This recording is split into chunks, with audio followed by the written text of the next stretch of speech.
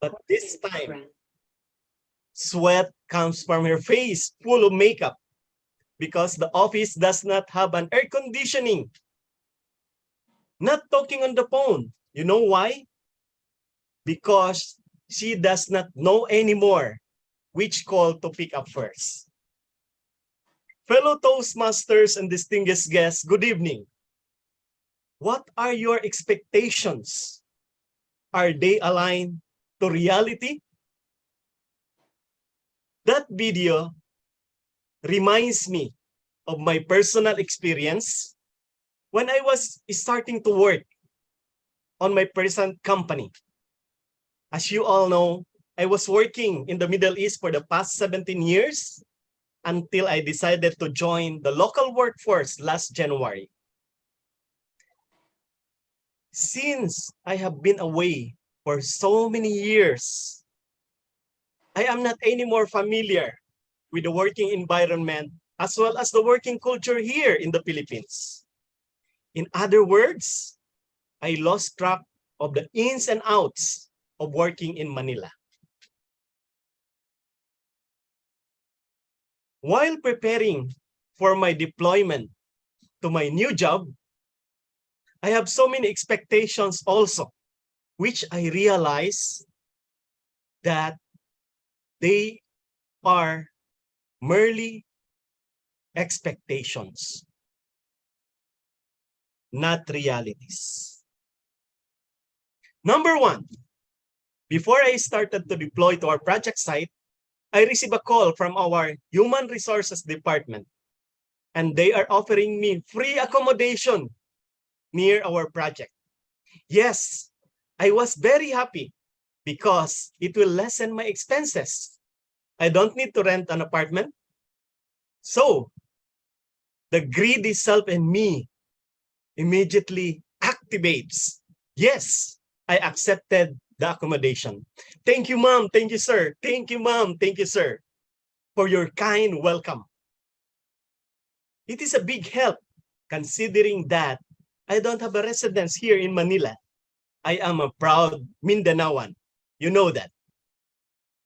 So, on my first day at the office, I was approached by the in charge for accommodation, and he told me, "Sir, your flat is ready, but you will be sharing with 8 other people." I said, "What? You mean I'll be living with these 8 other creatures whom I don't even know in a 4x4 meter room for the rest of my life? I cannot even talk privately to my family on the phone." And you know what is worse? I have a lot of office mates who are taking master's degree, master in Marites. Number 2, I am a coffee person, so I cannot start the day without a coffee. When I was working abroad, I usually prepare and take my first cup of coffee before I go to shower. The second cup will be at the office and will be served by our coffee boy from his shiny coffee machine, a hot and delicious cappuccino. And the same for the third, fourth, and fifth cup. On my first day at the new job here in the Manila, I asked one of our engineers, "Bro, where can I get coffee here?" He said, "Just go to the pantry, to the corner of the building. Everything is available there."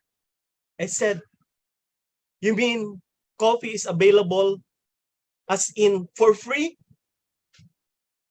And he said, "No, you have to bring your own cup, bring your own 3-in-1 Nescafe, and hot water is free."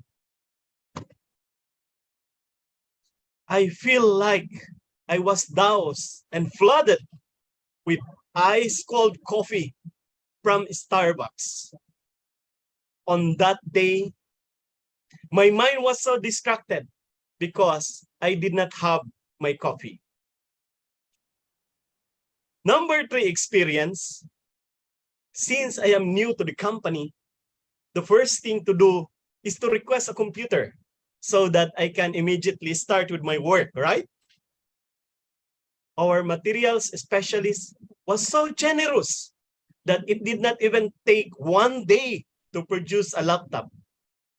In the afternoon, he came to me and gave me a laptop which was slightly used by one of our employees who have already resigned.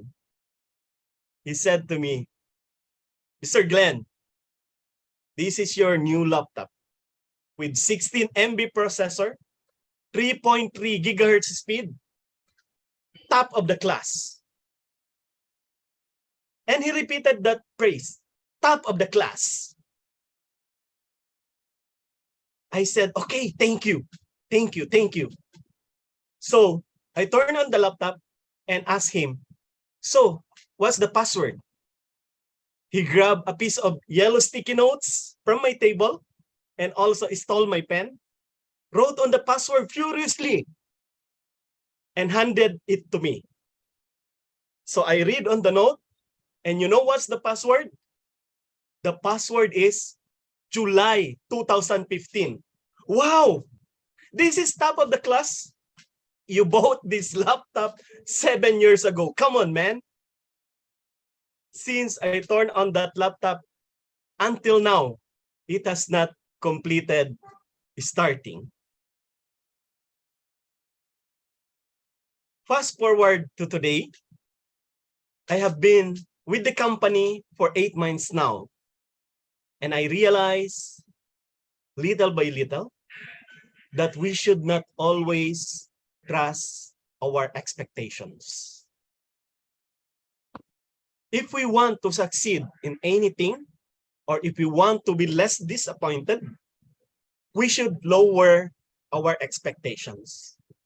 However, lowering our expectations does not mean lowering our standards on certain things. For me, it means expecting less from other people, which we cannot control, and exerting more effort from ourselves, which we have a direct control. We should do more, and doing more should start from us, striving harder to make our expectations the future reality. So, the next time that somebody invites me to their office, so that I will not be disappointed with their coffee, I will bring my own 3-in-1 Nescafe. Back to you, Mr. Toastmaster TikToker.